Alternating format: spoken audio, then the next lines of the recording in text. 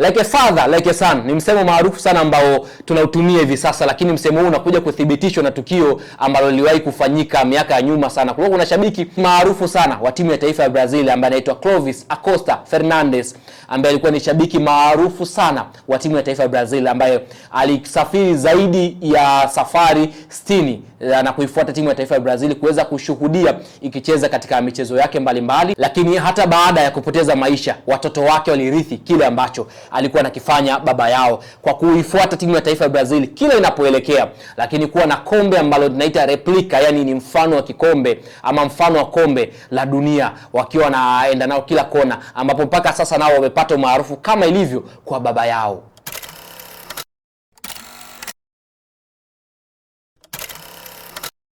Na kitu pekee ambacho kilimfanya mzee huyu Clovis Acosta Fernandes kuwa maarufu zaidi ni kwamba alifuatilia timu ya taifa ya Brazil kwa jumla ya miaka 25.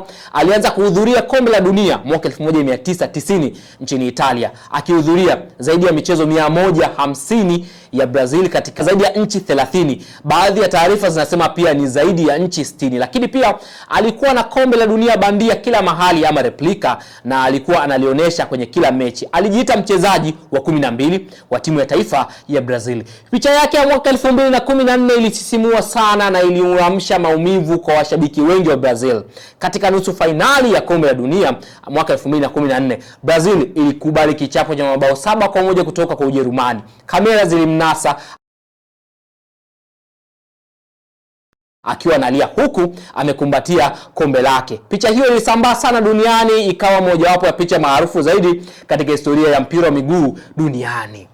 Alionyesha spirit yake kipekee katika mchezo huo mara baada ya kipigo hicho, na kumpa shabiki wa Ujerumani kikombe chake, na akaweza kumwambia aende nalo kwa sababu ya mabao ambayo ameshinda, basi aende na kombe ile kwa sababu aliamini Ujerumani ilikuwa ina uwezo wa kutoa ubingwa huo mara baada ya kuitandika Brazil mabao 7-1. Na kitendo hiki kiliwavutia sana watu wengi sana duniani. Pia urithi wake uliendelea, ambapo Clovis alifariki mwaka 2015 akiwa na umri wa miaka 60 kutokana na saratani. Wanawe waliendelea kubeba lile kombe lake kwenye kombe la dunia mwaka 2018 na michuano mingine kama njia ya kumwenzi baba yao. Kifupi tunasema Clovis Acosta Fernandes hakuwahi kuwa mcheza mpira, lakini alikuwa maarufu sana kutokana na kuwa shabiki wa timu ya taifa ya Brazil, na alijulikana kwa jina la Gaucho de Copa, yani mwana wa gaucho wa kombe la dunia. Kwa hiyo tunaweza kusema kuna muda mpira ni zaidi ya hisia, kwa sababu ukiangalia mzee alishabikia timu ya taifa ya Brazil kwa zaidi ya miaka 25, akisafiri katika nchi zaidi ya 60,